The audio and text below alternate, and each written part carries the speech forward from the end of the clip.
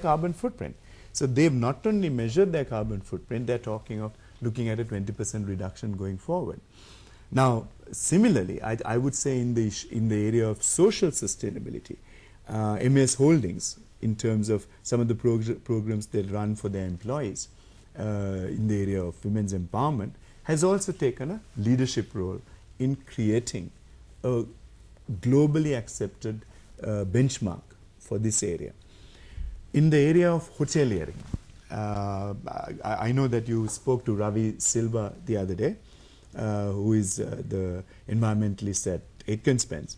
Now, what they have also done quite brilliantly is to create some of the world's leading green hotels and beginning to take that best practice and turn it around. So, very quickly, 3 examples of economic sustainability in terms of measurement of carbon footprint, social sustainability, and environmental sustainability. Now, so I guess those examples illustrate as to how it is important to this for these companies to look at the 3 bottom lines. Absolutely. And also, Mr. Fernando, we know that based on this concept, you also developed a subject of your own, and also you are doing your PhD in the area of corporate sustainability.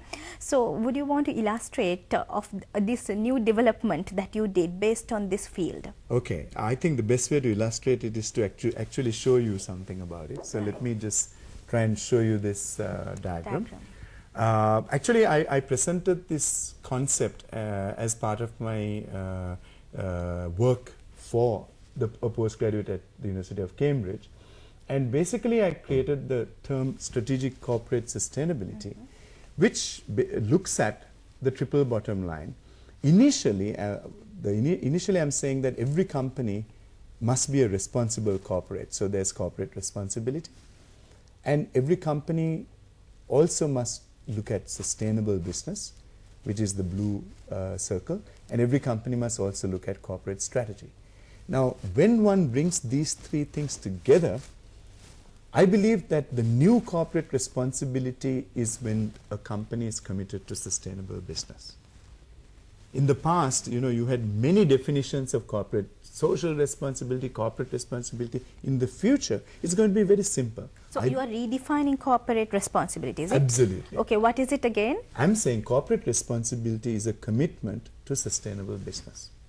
Corporate responsibility is a commitment to sustainable business. So sustainable business is what we were talking about all this time. Absolutely. Right. So corporate responsibility means you have a commitment to that particular framework. Absolutely. So that you are committed to social sustainability in your strategies, you're committed to economic sustainability, which is going to be driving innovation and operational excellence, but through the eyes of sustainability and also environmental sustainability.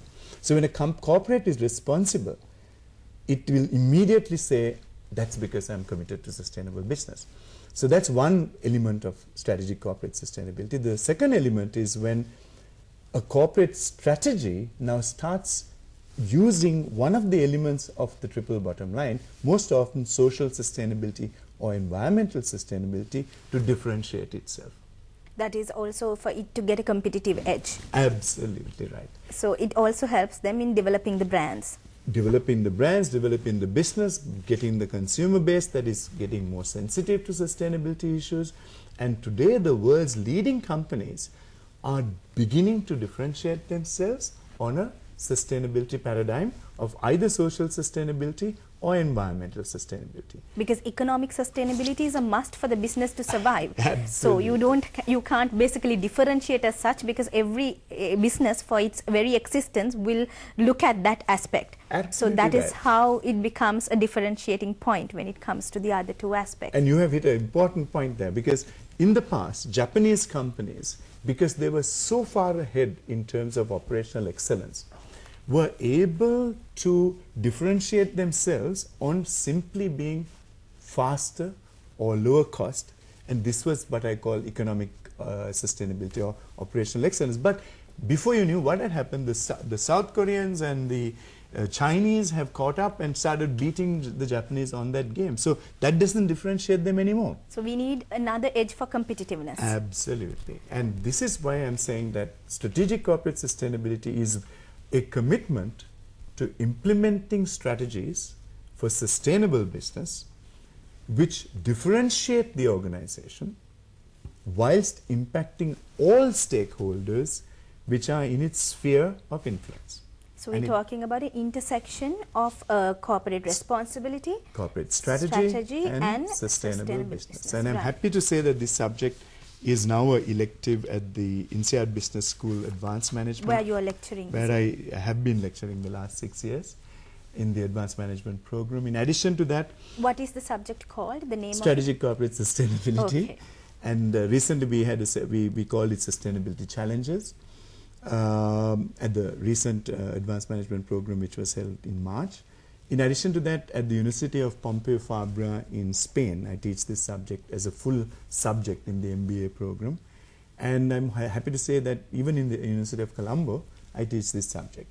And I believe that the day will come that all these old paradigms of shareholder value creation will pass away in terms of sustainable value creation. And I believe that strategic corporate sustainability will be the new paradigm going forward, because companies will have to be measured on how they perform on all three bottom lines. So I think this is a subject for the future, and I'm actually quite excited in writing the text for this. That is actually, congratulations on that, because it's adding a novel aspect. But just to clarify, now is it the novel aspect of this, because we also know that we talk about corporate social responsibility, we talk about corporate strategy, we also talk about sustainability. So actually, where does this novelty comes? Is it in redefining the definition of CSR to say that it's a commitment for sustainability? Is it the starting point? That is the starting point. The first novelty, I would say, stems from the fact that we are redefining the term corporate responsibility and saying today, in today's world, where the agenda of sustainability is paramount, that companies, there will be only two kinds of companies in the world. Companies who have a commitment to sustainable business and companies who don't have a commitment to sustainable business. That there is no gray line anymore. It's got to be either total commitment, or you might as well be zero commitment, because the world is now very smart in picking up companies who do good to look good. Right. And I think too many companies in the world have got caught doing good to look good. And that is going to be history, because in real time, in a connected world, people are going to see that. Okay? You're going to get exposed. You're going to get exposed within minutes, within seconds. And I think too many companies have got exposed on this paradigm, but yet continue to think that they can, fool the world with doing good to look good. So, in the past, there was philanthropy when companies used to, write out checks and do stuff which was, nice to do. Philanthropy moved on to corporate social responsibility. There, can you elaborate the definition that was already there, not this new one, so that the audience can understand the difference? How is this a new perspective? Yeah, corporate social responsibility was seen as basically engaging with your social stakeholders and basically supporting them and doing good for the betterment of them in terms of the employee, community and society. But now we are talking of environmental stakeholders, and we are also talking of social stakeholders. Social responsibility was very focused on social stakeholders. Environmental stakeholders now become a much, much bigger issue, and suddenly the environment in which you operate. To give you a classic example, I mean, one of the world's most respected companies in terms of creating shareholder value was General Electric.